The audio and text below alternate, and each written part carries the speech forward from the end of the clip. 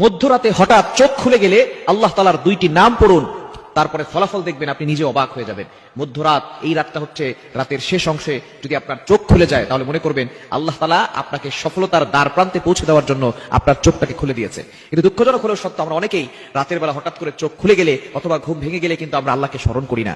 এই সময়টা হচ্ছে সবচেয়ে গুরুত্বপূর্ণ সময়। বুখারী শরীফের বর্ণনা, নবীজি সাল্লাল্লাহু আলাইহি ওয়াসাল্লাম জানিয়ে দিয়েছেন, নবীজি সাল্লাল্লাহু আলাইহি ওয়াসাল্লাম বলেন, রাতের শেষ অংশে, মধ্যরাতের পরেই রাতের শেষ অংশে যখন রাত একেবারে গভীর হয়ে যায়, এই সময়টা আল্লাহ তাআলা প্রথম আসমানে চলে আসেন এবং আল্লাহ তাআলা বান্দাদেরকে ডাকতে থাকেন, কার কি লাগবে আমি আল্লাহর কাছে চাও। রাতের শেষ অংশে এই সময়গুলোতে, এই সময় যদি আপনার চোখ খুলে যায়, আপনি এই আমলগুলো করতে দেরি করবেন না। আপনার উযু করার দরকার নাই, ওই অবস্থায় আপনি আমলটি করবেন। আল্লাহ তাআলা দুইটি নাম পড়বেন 11 বার করে। কয়বার?